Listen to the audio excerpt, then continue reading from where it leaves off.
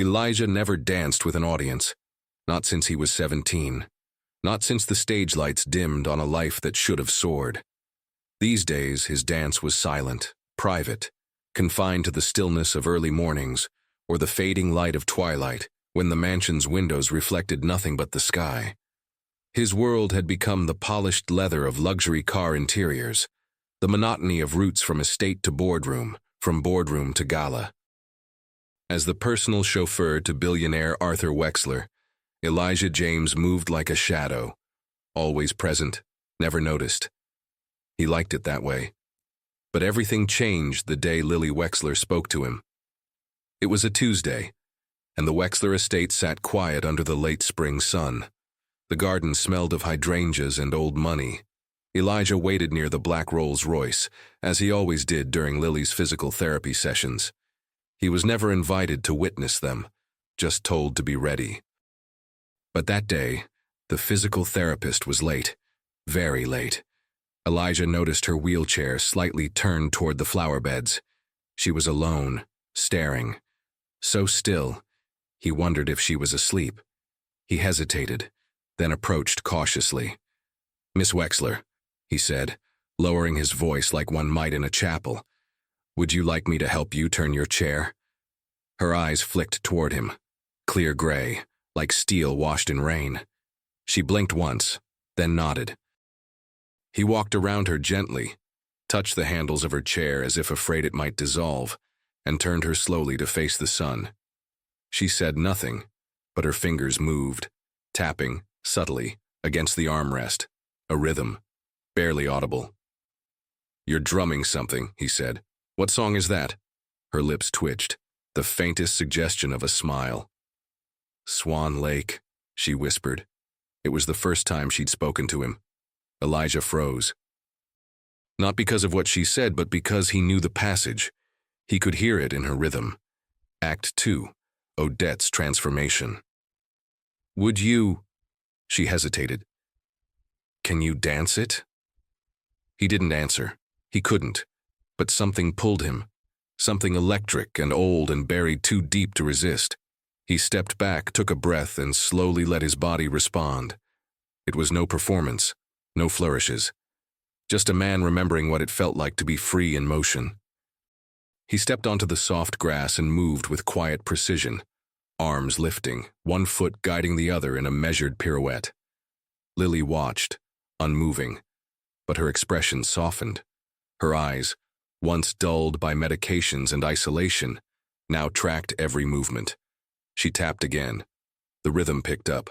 By the time the therapist arrived, Elijah had stopped and was standing still, his breath steady, eyes down. Lily never mentioned it again, not in words.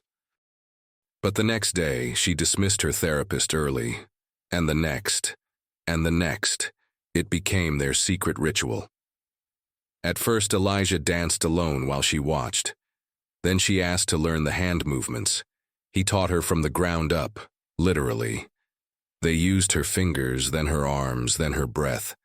She mimicked the rhythm, the gesture, the intent behind the movement. He guided her gently, always respectful of her limits. Lily began to laugh again, first quietly, then fully, like someone remembering they could.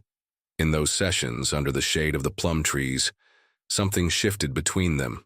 Not romance, not pity, but recognition. Two people broken in different ways, reclaiming pieces of themselves through a shared language. Elijah never told her about the scholarship he once had, the audition that was stolen, the teachers who stopped calling when they found out he couldn't pay for more classes after his mother died. He never said the word Juilliard, but sometimes in the stillness she would watch him and say, "You were meant to fly, weren't you?" He'd just nod, and she never told him what the doctors said, that she might never regain full mobility, that her father had given up hope long ago, that every time she closed her eyes she still remembered the crash and the cold metal pressing against her chest. They danced in silence, and slowly, Lily began to move more. She lifted her arms. She followed simple gestures. She smiled more, breathed deeper, requested more classical pieces by name. For Elijah, it was enough. But then came the Sunday. Arthur Wexler returned from Zurich earlier than expected. The staff scrambled. The kitchen hummed. The security detail rechecked the perimeter. Elijah, unaware of his employer's change in schedule, was in the garden again, helping Lily mimic the sweeping motion of Odette's final bow. Neither of them saw Arthur standing at the window of his study. He did not blink. He did not speak. He just watched, his jaw clenched, his eyes narrowing as the black chauffeur moved with grace and precision, guiding his paralyzed daughter in a slow, deliberate dance. To him it wasn't beautiful, it was offensive, improper, dangerous. He saw connection where there should have been distance, movement where there should have been submission, a man where he only saw labor. And his daughter, smiling, engaged, free. Arthur Wexler turned away from the window with the silent fury of a man who had just witnessed his control begin to slip. But the rhythm in the garden continued, unaware. For now, if this story of injustice and transformation moved you, don't forget to like, comment, and subscribe for more stories that turn pain into power. The next morning, Elijah felt it. Not in words, not in direct action, but in the way the air shifted as soon as he stepped into the mansion's marble foyer. The butler, normally quick with a greeting, nodded without eye contact. The kitchen staff whispered more than usual. Even the head of security avoided meeting his gaze. The Wexler estate had always been cold, but now it was ice.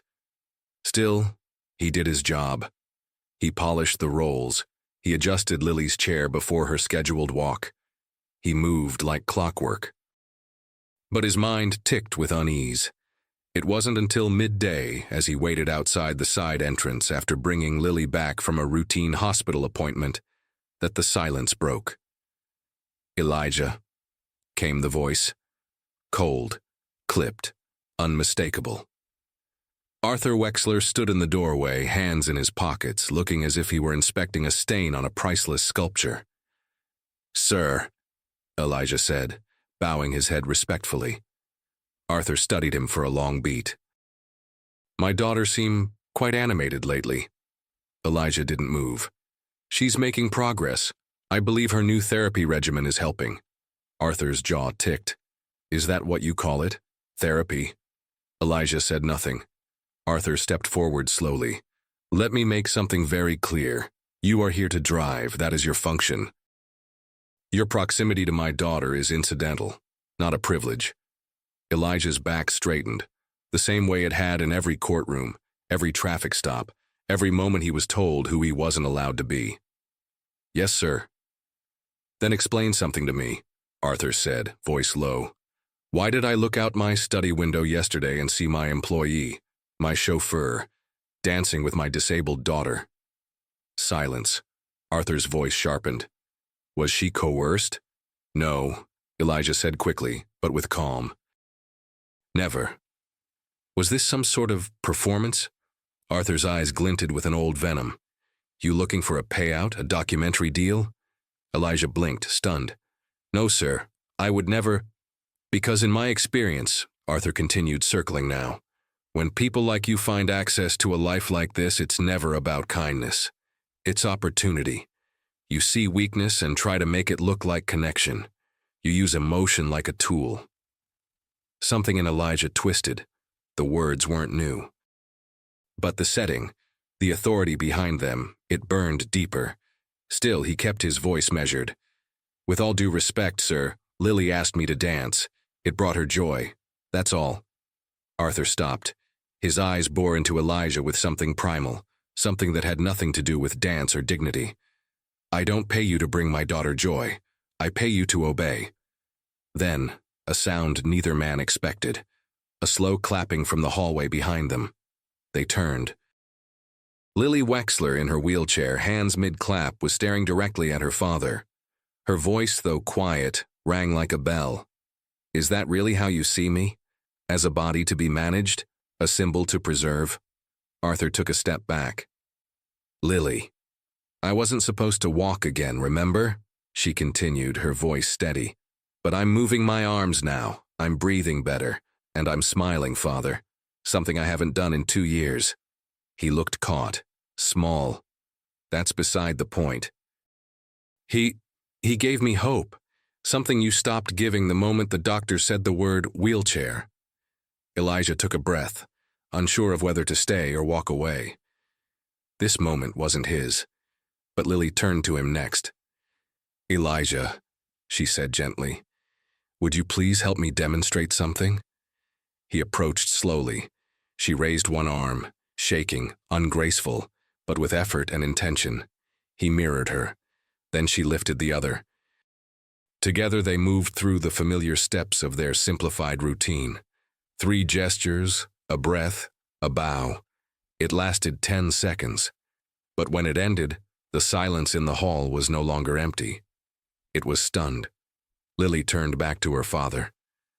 I don't want your protection if it comes at the cost of my autonomy. Elijah didn't steal anything from me. He gave me something I thought was gone. Dignity. Arthur's mouth opened, but no words came.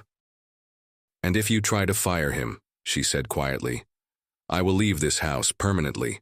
I don't need your money. You forget I have my own trust. Arthur looked at her then, not as a daughter, not as a patient, but as something that frightened him. A woman no longer afraid to speak. He stormed out without another word. The staff, who had gathered discreetly along the corridor, scattered. Elijah exhaled. His hands were trembling.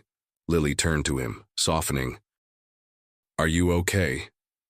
He nodded slowly. I should ask you that. I've never been better, she whispered, tears welling in her eyes. Thank you for not walking away. I never would have, he said, lowering himself to meet her eyes. Not as long as you keep dancing. And in that moment, in a mansion of silence and secrets, a revolution had just begun, not with protests or lawsuits, but with 2 hands meeting in motion, challenging an entire system with a simple, graceful act of defiance. The mansion's marble hallway had been built to impress. Arched ceilings, imported Carrara, floor-to-ceiling windows framed with velvet drapes.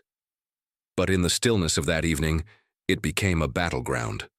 The walls, once witnesses to generations of power and performance, now echoed with something raw and unfamiliar. Defiance. Elijah stood near the east staircase, fingers laced behind his back, trying to steady his breath. He had been summoned by Arthur Wexler himself. Again. This time, no passive-aggressive remarks, no veiled threats, just 3 words delivered through the head butler's clenched jaw. Mr. Wexler, now. The message was clear. Elijah knew what this was. The ritual stripping of dignity. The moment the master asserts control. But he also knew something else now. Lily had spoken, publicly, clearly, with a strength she hadn't shown in 2 years. And that changed everything. The double doors to the study opened. Arthur Wexler didn't look up right away. He stood at the fireplace, back turned, holding a crystal glass filled with untouched bourbon. His reflection flickered in the gilded mirror above the mantel. You're a bold man, he said finally, or a very foolish one. Elijah said nothing. Arthur turned, his face carefully composed. You think you've earned some kind of favor because my daughter likes your company? I don't seek favors, sir, Elijah said calmly. Only fairness, Arthur scoffed. Fairness. He took a slow sip of his drink. You think the world gives a damn about fairness? It never gave it to me. I built this empire with blood and calculation. I didn't inherit it. I clawed my way to the top while men like you watched from the sidewalk. Elijah's voice remained level. And what do men like me do when we get to the sidewalk, Mr. Wexler? We clean your windows? Hold the door? Remind you what you've conquered? Arthur's eyes narrowed. Be very careful. I've been careful my entire life, Elijah replied. Careful walking down streets. Careful not to be too articulate in job interviews. Careful not to correct managers who mispronounced my name. Careful not to breathe too loud near someone else's daughter. And now I'm supposed to be careful because your version of fatherhood doesn't include joy? Arthur took a sharp step forward, voice rising. My version of fatherhood includes survival. You think I don't know how the world looks at her? A fragile, broken girl in a wheelchair just waiting to be pitied or preyed upon. She doesn't need your fear, Elijah said quietly. She needs your belief. Arthur's hand trembled. The bourbon sloshed in the glass. And you? Arthur asked, voice trembling with something deeper than anger. What do you get out of this? Elijah looked him straight in the eye.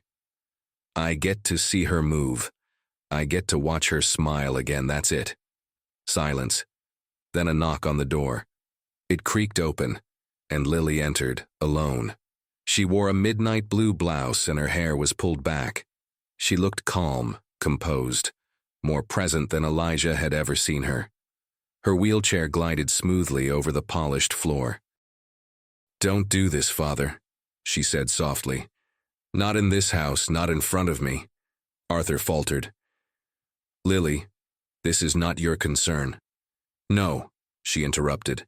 It's always been my concern. You just never asked. Her voice was like a scalpel, quiet, precise, cutting deep.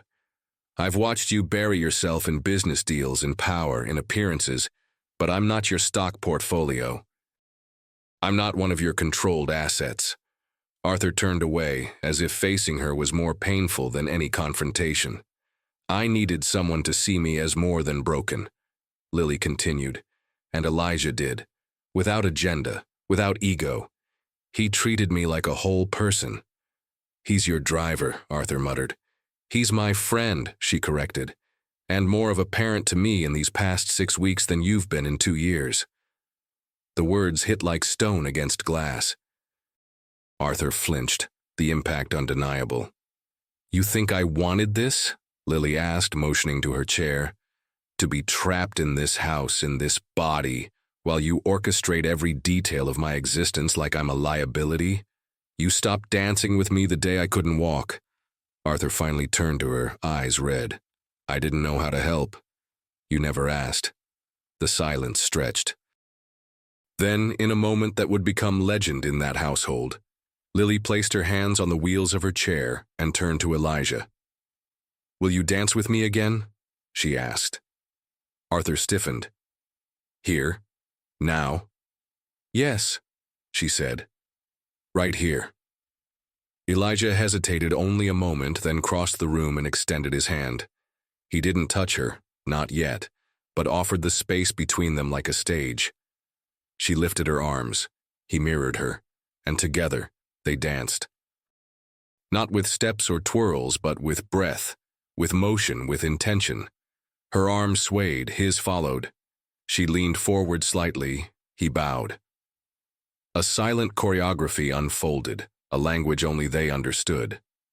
Arthur stood frozen. He watched not just movement but transformation. The daughter he thought he'd lost was right in front of him, alive in ways his money could never buy.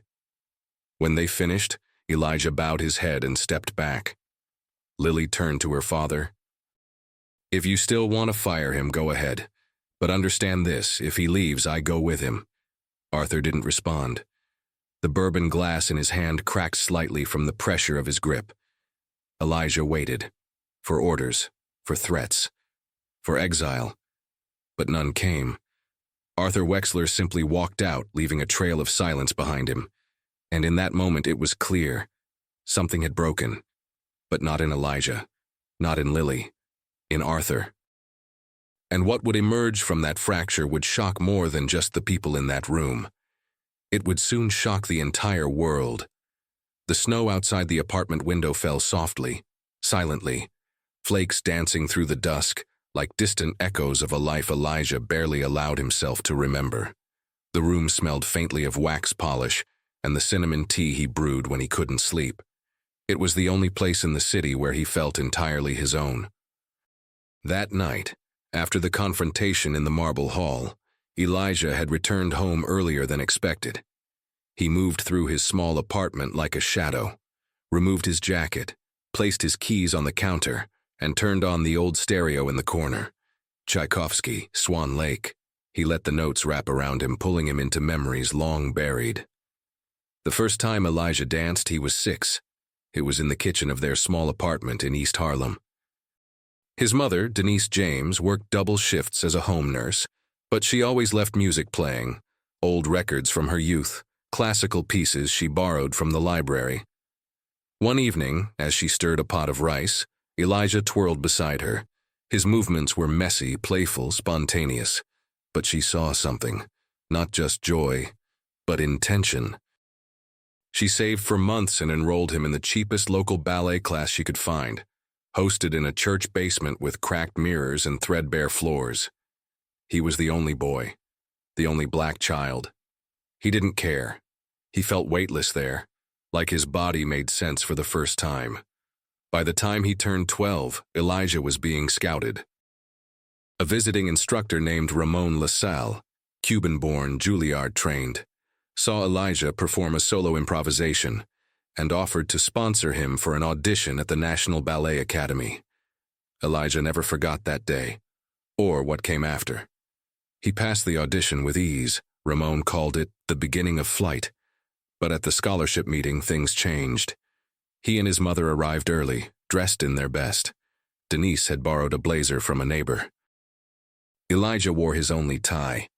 The admissions officer, a well-dressed woman with a smile too sharp to be kind, glanced at his paperwork and said, "There's been a funding reallocation." Denise frowned. "I thought the scholarship was guaranteed." The woman avoided her eyes. "Well, there's limited space, and we must also consider long-term investment. Some of our benefactors prefer candidates they can relate to." It wasn't about grades or talent. It was about image. Elijah had the wrong one. He watched his mother fight back tears. He watched her hands tremble as she asked, "So, what happens now?" The woman smiled again. "There's always other paths." Other paths. Elijah never stepped on a studio stage again. Ramon tried to help, offered to teach him privately, but Denise fell ill shortly after. Medical bills piled up. Dance was replaced by dishwashing jobs, and eventually, when she passed, by a mountain of grief too large for a 17-year-old to climb. He joined a community program, drove trucks, cleaned offices, saved what little he could. When he finally landed a position as a private chauffeur, it felt like stability. Not art, not passion, but quiet survival. He thought he'd buried that other life. Until Lily. Until Swan Lake returned to him not through a polished studio, but in a garden, through the outstretched hand of a girl no one thought would move again. Now, sitting in the glow of his tiny kitchen, Elijah opened the old photo album he hadn't touched in years. There it was, a Polaroid of him, age 12, leaping across a makeshift stage during a school recital, arms open, back straight, a face lit with fire. Beside the photo, taped crookedly, was a newspaper clipping. Local prodigy auditions for National Ballet, Elijah James, age 13. He touched the corner of the photo with care. He hadn't failed. The world had failed him. The system, the sponsors, the gatekeepers. They had closed the door and thrown away the key. But somehow, through Lily, that key had returned. His phone vibrated. A text from Lily. "You awake?" He smiled. Always. A pause. Then, "Want to meet in the garden tomorrow? I want to try something new," he replied. Wouldn't miss it. And just before going to bed, he picked up a notebook he kept beside the stereo and began to sketch a new routine. Not for the stage, not for applause, for Lily, for every broken moment made whole through movement. He titled it, Flight, Part 1. Across town, in the penthouse of the Wexler estate, Arthur Wexler sat alone in his dimly lit study, a glass of bourbon untouched beside him. The confrontation with Lily replayed in his mind like a broken record. Her voice, her words. They shook him in a way no boardroom ambush ever had. He opened a drawer and pulled out a file. Lillian Wexler. Medical report. Spinal recovery potential. Confidential. The last page, one he had never shown her, stared back at him. With intensive neural therapy and consistent motor activity, the patient has a high probability of regaining partial lower limb mobility. Delay in therapeutic stimulation may reduce this probability. Arthur closed the folder slowly, shame spreading like ink across silk. He hadn't just doubted her.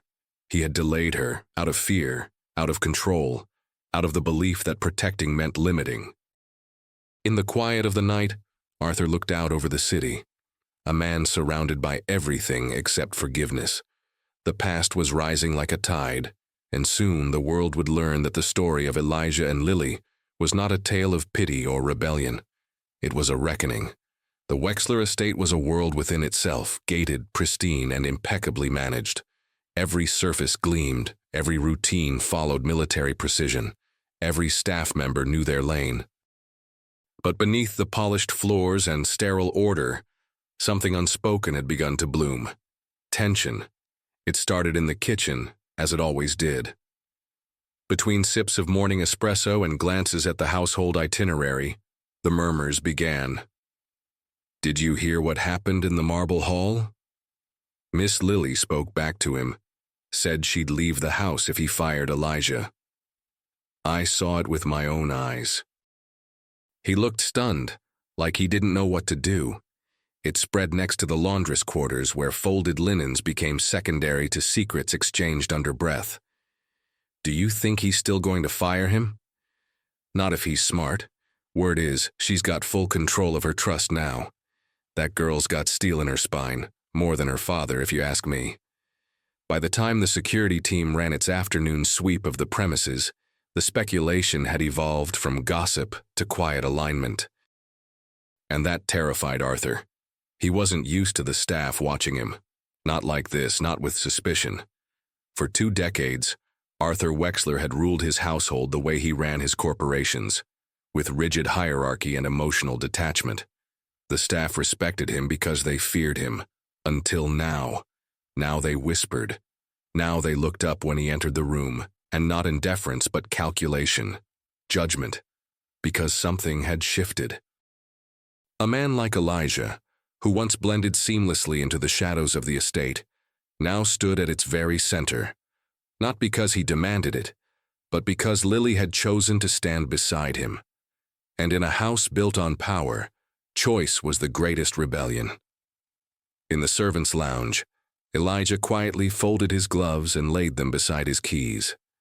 He was early for his shift, as always, but the room was already full.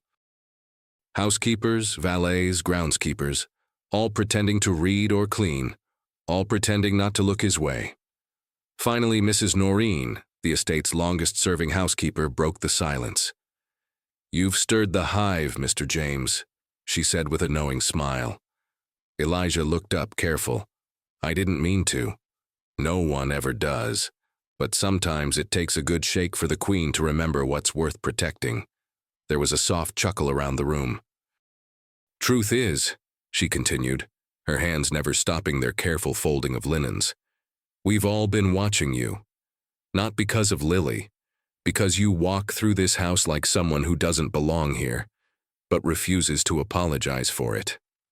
Elijah tensed. Mrs. Noreen softened. "That's not a criticism, son, that's a compliment. Most of us gave up on dignity a long time ago. You didn't, and she saw that."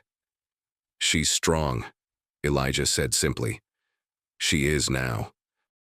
Because someone reminded her she could be. He was about to reply when Andre, one of the security leads, entered with brisk steps and a folder tucked under his arm. "Elijah," he said, nodding, "you've got a visitor." Elijah blinked. "A visitor? Here?" Andre's mouth tightened. "He didn't give a name. Said you'd know him." Elijah stepped out into the receiving corridor, heart thumping, and then froze. Ramon LaSalle, older now, a little slower in posture, but unmistakable. The proud gait, the fire still burning behind his dark eyes. The man who once believed Elijah James would change the world. "Elijah," he said, voice cracking with something between joy and sadness. "Mr. LaSalle, Ramon, Elijah struggled for words. "What are you doing here?" Ramon smiled. Lily reached out. Elijah stared. What? "She sent me an email 3 days ago. said there was someone I needed to see again. And she was right. He opened his satchel and pulled out a faded program. Spring Gala, Harlem Youth Ballet Ensemble, featuring Elijah James. I kept this, Ramon said. I never stopped watching for your name, waiting for you to resurface. Elijah swallowed hard. Life didn't go that way. No, Ramon said softly. It was taken. Don't ever believe otherwise. Elijah's hands trembled slightly as he touched the worn paper. Ramon looked around the estate. This is a cage. Gold, yes, but a cage. And you've managed to teach someone how to fly inside it. There was silence between them. Then Ramon asked, would you come back? Not as a student, as a choreographer. Elijah blinked. What? I run a foundation now. We do therapy-based ballet with trauma survivors, veterans, children. I want you. What you did with Lily, she sent me videos. You created something that heals. I'm not, Elijah started, but Ramon stopped him. You are. And more. That evening, the dinner table in the Wexler dining room sat largely unused. Arthur dined alone, eyes fixed on a closed laptop in front of him. The staff knew not to disturb him when he was like this. But inside the laptop was the video Lily had sent to Ramon. A 3-minute recording of her and Elijah, performing their adapted version of Swan Lake. It was delicate, powerful, intentional. Arthur had watched it 5 times. Each time, something inside him cracked. Because it wasn't just dance, it was resurrection. And the man responsible wasn't a surgeon or a therapist or a paid consultant. It was his driver, his employee, his reminder of everything he had refused to see. Back in her room, Lily added the final touches to an email. The subject line read, "Invisible no more." It was addressed to a dozen influential people, reporters, doctors, disability advocates, and one former classmate now working at the Times. She attached 2 files, the video, and the confidential medical report about her paralysis, the one her father never meant her to find. She hit send. Downstairs, staff phones began to buzz, and as the whispers grew louder, Elijah James, unaware of what was about to unfold, stepped outside under the moonlight and stretched his arms toward the stars, body swaying, breath steady, as if the sky might carry him where the stage once didn't. It began with a ping, not loud, not dramatic. Just the soft, familiar sound of a phone buzzing on a kitchen counter, then another, then dozens. In the Wexler estate, where routine was law and silence a virtue, the sudden ripple of notifications was jarring. In the laundry room, in the servant corridors, in the break room tucked behind the greenhouse, every staff member stared at their phone, then back up, then at each other. Something was happening. By noon, it had reached the city. The video. 3 minutes, no dialogue, just music and movement. Lily Wexler, the billionaire's paralyzed daughter, swaying in a wheelchair in the garden, her arms rising, trembling, full of grace. Beside her, guiding her silently, was the family chauffeur, Elijah James. The caption posted anonymously, "She moved. He taught her to fly," and the world said she never would. Within hours, the video had surpassed 200,000 views. By evening, it crossed 2 million. The footage wasn't polished, no filters, no production, just raw, intimate humanity. What caught people off guard wasn't Lily's beauty, or even her resilience. It was Elijah, his presence, his poise, the way he guided without overshadowing, led without commanding. Viewers saw more than a dance, they saw transformation. They also saw contrast, a wealthy white heiress and her black chauffeur. And yet there was no trace of servitude, only mutual respect. It was revolutionary. In a cafe in Brooklyn, a disability advocate posted, "This isn't therapy, it's liberation. We need to talk about how the wealthy hide people like Lily, and how people like Elijah are kept invisible." In Chicago, a dance therapist reposted the clip with a simple line, "This is what healing looks like. Someone give this man a stage." In a comment thread, a former Wexler family tutor, chimed in. She was silenced after the accident. Elijah's the first person to make her speak. He did what doctors and dollars couldn't. By the next morning, the hashtag Jonas, Elijah, and Lily was trending on Twitter. Inside the Wexler mansion, chaos reigned. Arthur Wexler stood at the center of the study, holding a tablet with a trembling hand. The video was playing again. That damn video. Someone had recorded them in the garden. That someone had leaked it. Without consent. Without clearance. He paced, veins taut at his neck. "Who filmed this?" he barked at his assistant. "We're not sure yet, sir. Security logs show no breach, but it may have been a house member, possibly staff." Arthur slammed the tablet on his desk. "Of course it was." "Should I prepare a statement?" the assistant asked. Arthur didn't answer. He stormed to the liquor cabinet and poured a glass of bourbon he wouldn't drink. Because the problem wasn't just the leak. It was the response. He'd expected outrage, pity, confusion. But instead the public had rallied. Not for him, not for the Wexler name, but for Elijah. For the driver. Already journalists were reaching out. Who is Elijah James? How did Lily regain movement? Why was this man's role hidden until now? Worse still, disability rights groups were demanding answers. Why wasn't Lily receiving proper rehabilitation earlier? Why had her progress been so sudden under the care of a driver? Arthur's power was being undermined, not by rivals or lawsuits, but by a moment of joy he had never sanctioned. Lily, meanwhile, sat calmly in the sunroom watching her phone light up. She wasn't surprised. She knew the clip would matter. But what she didn't expect were the messages, from survivors of spinal cord injuries, from young black dancers pushed out of elite academies, from caretakers, therapists, and strangers who saw in the video not weakness, but revolution. One message stood out, a short video, shaky and poorly lit, from a girl in Detroit. She was in a wheelchair, like Lily, maybe 10 years old. "Hi, Miss Lily, I saw your dance. My legs don't work good yet, but I practice my arms like you did. My brother plays music for me. One day I'm gonna fly too." "Thank you." Lily put the phone down and closed her eyes. Her body trembled, not with fear, but with resolve. The truth had power now, and she wasn't giving it back. Elijah found out about the video late. He had no social media, no online presence beyond a LinkedIn page with 3 bullet points and a photo from 5 years ago. He didn't seek attention. He avoided it.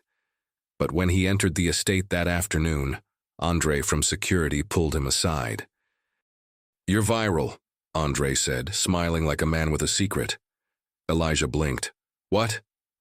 Andre held up his phone. 2 million views and counting. They're calling you the healing dancer.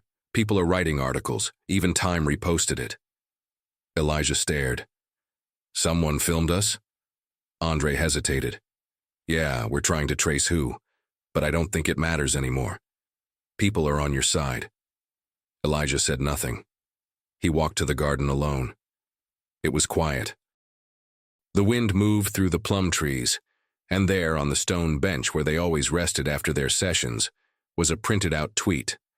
Lily had left it there. It read, "Sometimes the revolution begins not with a speech, but a pirouette."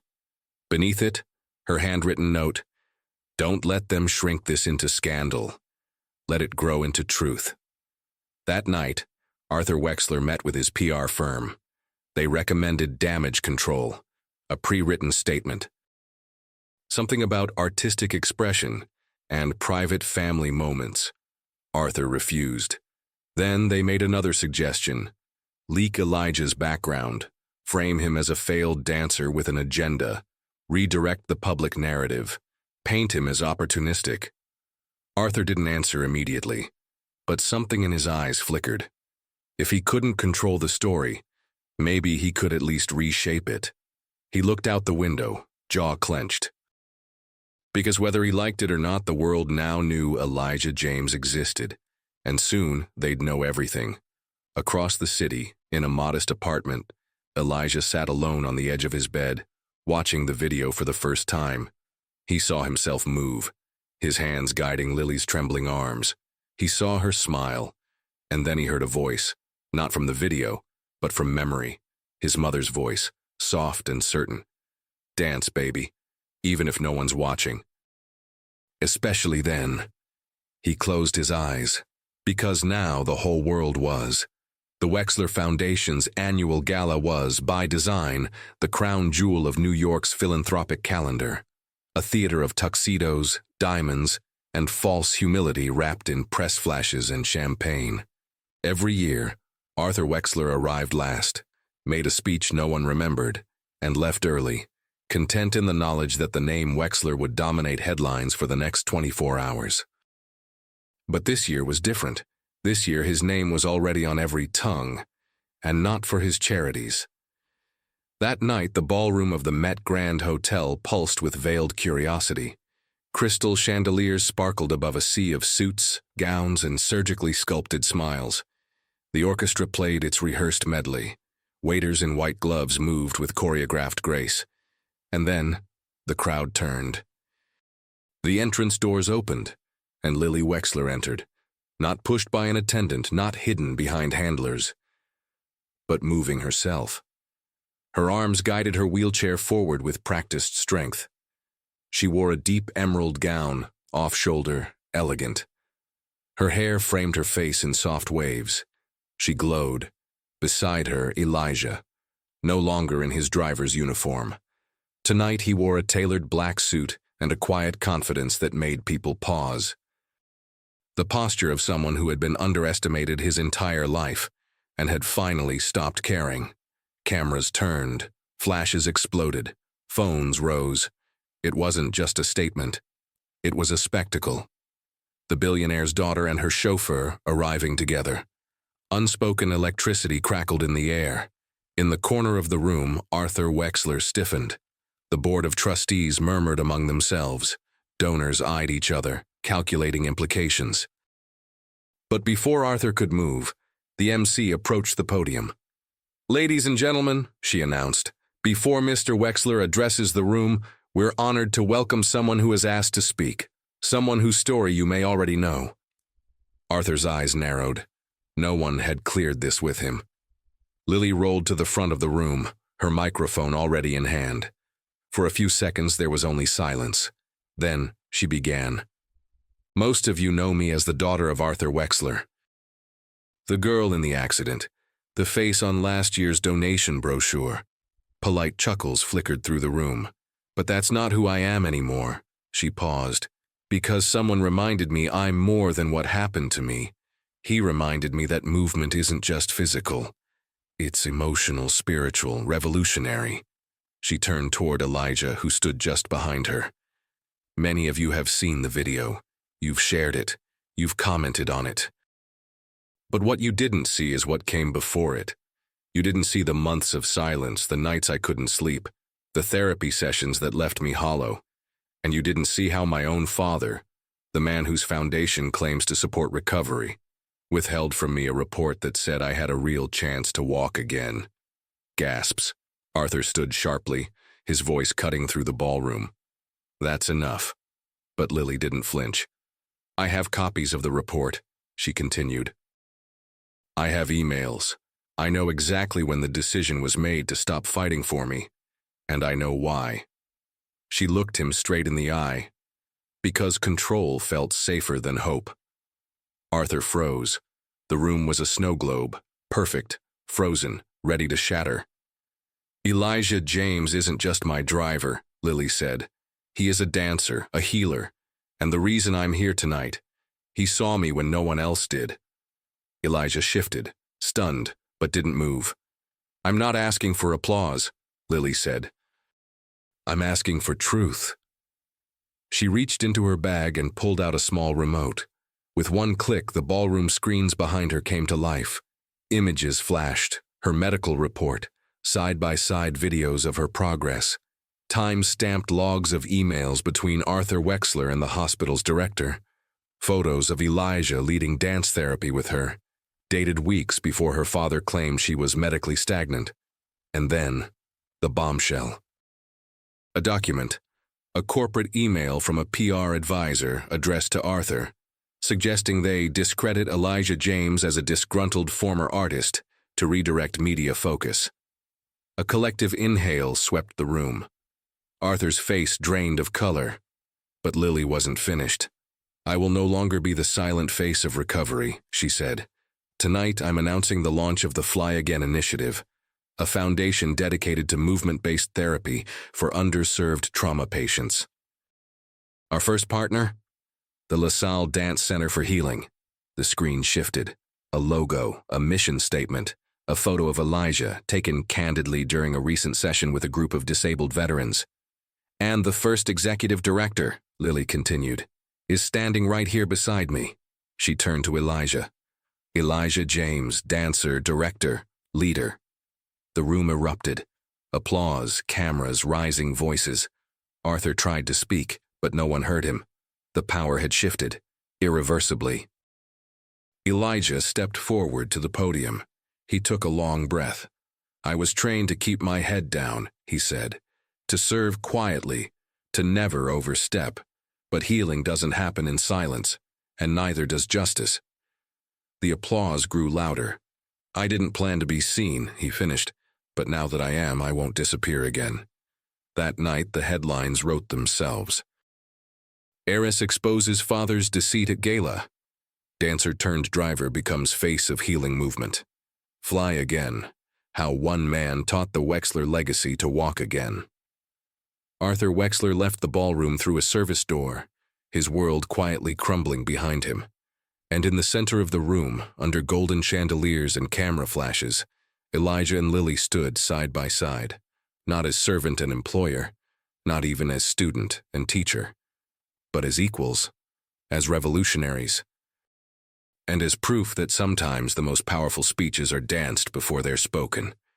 It was supposed to be a quiet morning, a lull after the storm of the gala, a breath between explosions. But truth has a way of digging itself out, even in the most unexpected corners. Elijah had returned to the estate not to work, but to pack. Lily had insisted he stay in one of the guest suites until the foundation's offices were ready. Arthur hadn't been seen since the gala.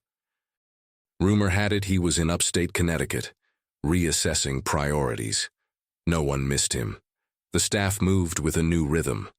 Eyes met Elijah's now with nods, not suspicion. Doors opened without hesitation. And yet, for all the change in air, something still lingered. An unfinished chord, a hum of deeper rot. Elijah had gone into the wine cellar to find a bottle Lily had requested. A vintage her mother loved. He'd never been down there alone. The walls were stone, lined with mahogany shelves of reds and whites from estates older than the city itself. A small desk sat in the corner, dusty, neglected. But what caught Elijah's eye wasn't the wine. It was a metal filing cabinet, half covered in a drop cloth, unmarked. He hesitated. He knew better than to snoop. But something about the gala, the fallout, the layers of lies Arthur had crafted, it made secrets feel dangerous now, lethal even. He opened the top drawer. Patient records, not just Lily's, but dozens of others. Names he didn't recognize, charts, diagnostic summaries. Most were labeled Project Resilience. His breath caught. He flipped through pages until he saw one with Lily's name and a red stamp across the top. Recommended for long-term non-intervention. Underneath was a note dated 6 months after her accident. Given current public sentiment and board interest, visible recovery may compromise donor narrative. Recommend delaying aggressive therapy until Q3 of next fiscal cycle to maintain funding projections and dependency optics. Elijah froze. This wasn't just neglect. It was strategy. Her disability had been manipulated, turned into a tool. Her stagnation had been preserved. For pity, for money, for Arthur's empire. He flipped to another file, a memo from Arthur himself. If recovery occurs too quickly, we lose access to sympathetic leverage. Must maintain visible fragility for media continuity. He backed away from the cabinet. His hands trembled. Rage rose in him, slow, sharp, unforgiving. Not just at Arthur, but at the world that had allowed a father to turn his daughter into a currency of suffering. He grabbed the files. All of them. Upstairs, Lily was on a Zoom call with the new foundation board when Elijah returned, his arms full of evidence. She paused the call immediately. "What is this?" Elijah laid the documents across the table. "He didn't just delay your recovery, he branded it, monetized it." Her eyes scanned the files. Her hands clenched. There was no room left for disbelief. She had defended Arthur for too long, given him too many chances to be the man he pretended to be. She picked up one page and read aloud. "Emphasize victimhood. Avoid terms like progress or healing in interviews." She looked up. "He needed me broken." "No," Elijah said quietly. "He needed you controlled." Silence fell between them like a storm about to break. Then Lily stood. "Call the press," she said. That afternoon the files were leaked, not through back channels or anonymous tips, but directly, publicly. Lily posted scans herself one by one with the caption, "Truth isn't damaging, it's disinfecting." "Here's how a billionaire chose optics over his daughter's healing." Elijah posted his first message online. "They told me to stay in the background, but the background is where shadows live, and I don't dance in shadows anymore." The response was instantaneous. Reporters descended on the estate, lawyers called, medical ethicists spoke out, former employees of the Wexler Foundation came forward. One woman, a speech therapist, admitted she was paid not to challenge Arthur's insistence that Lily's speech delay was permanent. Another, a neurospecialist, revealed that Arthur blocked her request for experimental therapy out of fear it would disturb the media narrative. It was a reckoning. Meanwhile, in a dim hotel room in Connecticut, Arthur Wexler sat alone, watching it unfold on 6 screens. His phone rang endlessly. His lawyer, his board. His wife's sister, demanding to know if the rumors were true. He said nothing, only stared, because somewhere deep down he had always known this day would come. He just hadn't expected it to be his own daughter, in a wheelchair, with fire in her voice and clarity in her purpose. Who would bring him down? Back at the estate, Elijah stood in the garden with Lily, the place where it all began. The plum trees rustled. The light was soft. She turned to him. "You okay?" He nodded slowly. Not angry anymore, just awake. They stood in silence for a moment. Then she said, "I want to dance, not for therapy, for joy." He smiled. "Then let's dance." They moved, not like before. This time her arms lifted higher, her chair turned with new control. And for the first time since the accident, her foot, just barely, shifted forward. Elijah froze. Lily gasped. She looked at him. He smiled through tears. "You're walking," he whispered. "Not yet," she said, smiling wider. "But I will." And with the wind in their hair and the world finally watching with open eyes, they kept dancing. Because sometimes justice doesn't arrive in courtrooms or headlines. Sometimes it begins in a cellar, in a file, in a lie undone. And sometimes it ends with a step, no matter how small, in the direction of freedom. The press conference was not held at the Wexler estate. It was held at the LaSalle Dance Center for Healing, inside a restored Harlem ballroom with floor-to-ceiling windows, whitewashed brick, and a newly installed accessibility ramp that gleamed under the summer sun. Reporters flooded in. Cameras snapped. The world leaned in to listen. Elijah stood beside Lily, dressed in charcoal gray, not a single emblem of servitude on him. His presence was quiet but immovable, like a mountain formed from fire. Lily sat at center stage, calm and steady, her notes folded neatly in her lap. Behind them, a banner read, "Fly Again Initiative, where recovery finds rhythm." She began without preamble. "Good morning. My name is Lily Wexler, but most of you already know that. What you don't know is the price I paid to become a symbol." The room stilled. "For the last 2 years I was told I might never regain meaningful movement. My condition, while traumatic, was never terminal. I had options. I had chances, but they were denied, strategically, deliberately, By someone who was supposed to protect me. She glanced briefly at the cameras. My father. Flashes lit the room, but she didn't flinch. Documents recovered last week from my family's estate detail a campaign of medical suppression. I was intentionally withheld from treatment that might have restored function. Why? To maintain a narrative of dependence, to bolster pity, to control an image.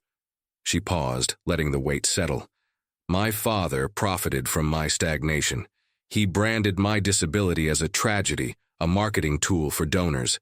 But my body is not your story. My healing is not your tax write-off. A wave of murmurs rippled across the audience. And yet, she continued, out of the deepest manipulation came the purest gift. A man who asked nothing of me, who brought movement back to my body and joy back to my life. She turned to Elijah. He didn't do it for the spotlight. He did it in the quiet, in gardens, in silence, with hands that had once been denied their own stage. Elijah James danced me back into myself. Reporters nodded. Pens raced. But this is not just about me, Lily said, shifting her tone. It's about the many who are silenced daily. People with disabilities treated like burdens. Black artists denied space to soar. Caregivers exploited while billionaires parade as saviors. She looked straight into the lens of the largest camera. This country loves inspiration, but it resents the cost of true equity. We are praised when we survive, but punished when we seek justice. That ends here. Applause rose, slow, rising, sustained. Elijah stepped forward next. He didn't have a speech. He spoke from memory.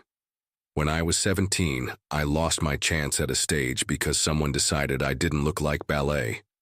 I didn't sound like Prestige. I wasn't the kind of story investors liked. He paused. I thought that meant I was done dancing.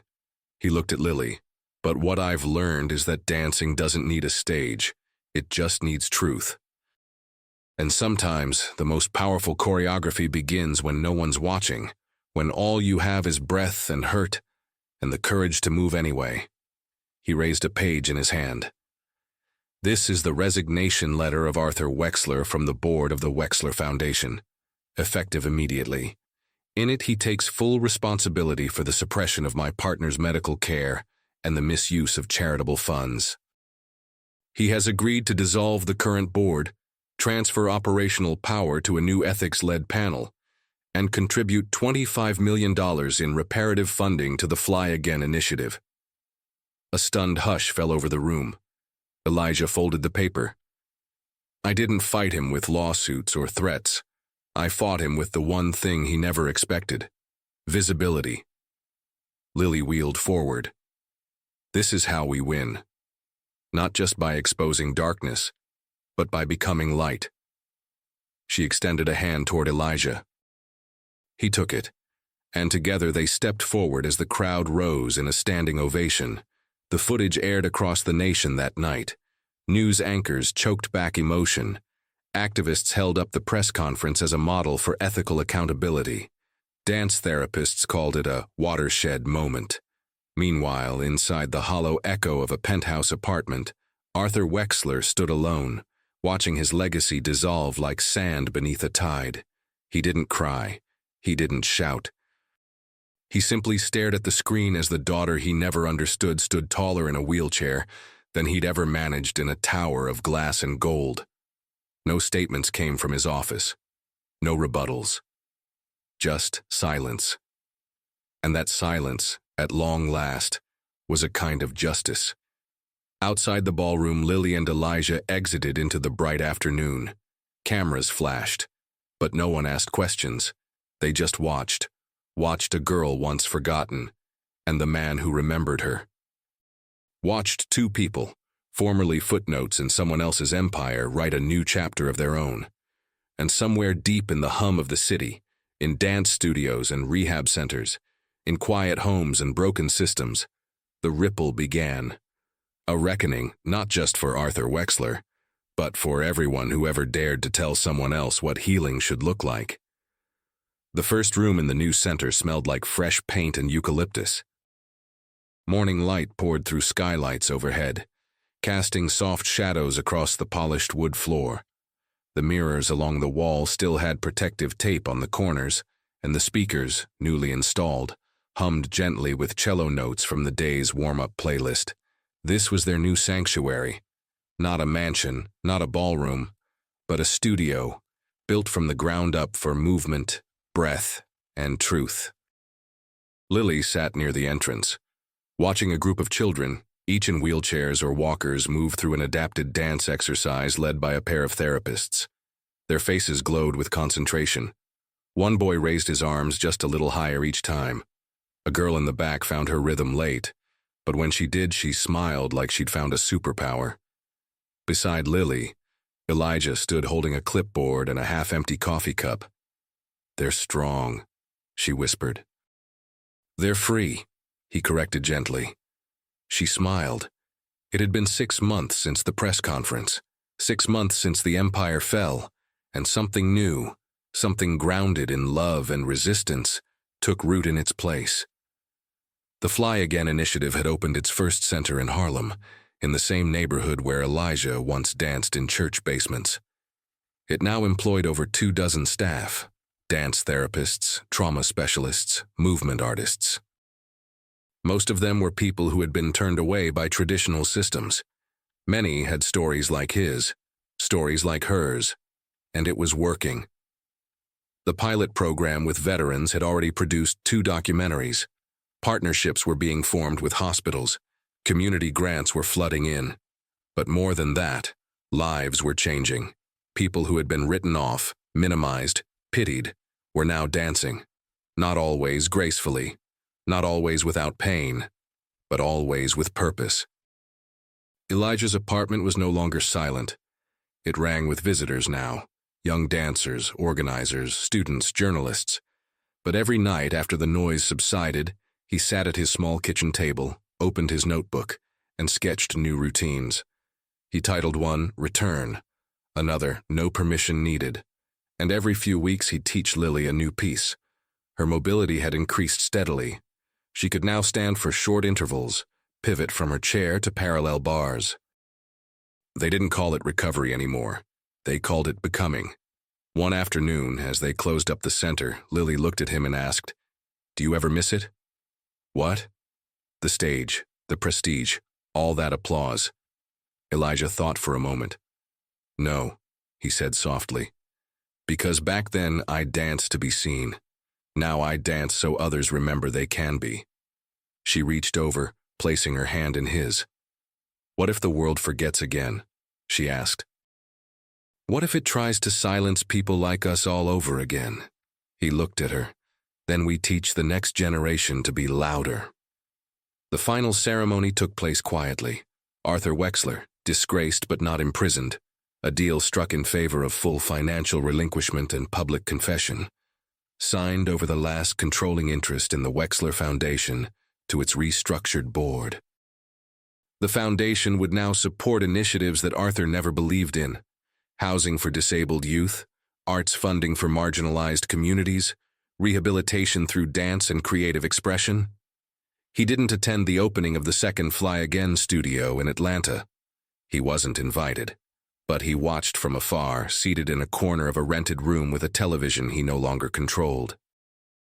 On the screen, Lily smiled in front of a crowd of hundreds, her arm linked with Elijah's, as they cut the ribbon to a place built on everything he had once deemed impossible. She never spoke his name again. That, too, was justice. In the center's new flagship hall during the final rehearsal for their first public showcase, Lily and Elijah stood side by side. A crowd waited beyond the curtains. She turned to him. "I'm not scared anymore." He nodded. "You never needed to be." The lights dimmed, the music swelled, and together they danced, not as a symbol, not as a story, but as two people who refused to accept the limits others placed on their bodies, their futures, or their joy. Their dance was no longer a rebellion. It was a homecoming, a rhythm reclaimed, a world rewritten, step by unrelenting step. There are stories we hear once and forget. Then there are stories that lodge deep in our bones, because they remind us that love, truth, and resistance are forms of motion too. Elijah and Lily's journey wasn't just about dance. It was about reclaiming agency in a world designed to strip it away. It was about standing where you're told to kneel, about choosing freedom over forgiveness when forgiveness hasn't been earned. And maybe most of all, it was about remembering this. Systems can steal your chances, delay your healing, and twist your story. But they cannot silence the rhythm within you. Not if you refuse to stop moving. Not if you dare to dance anyway.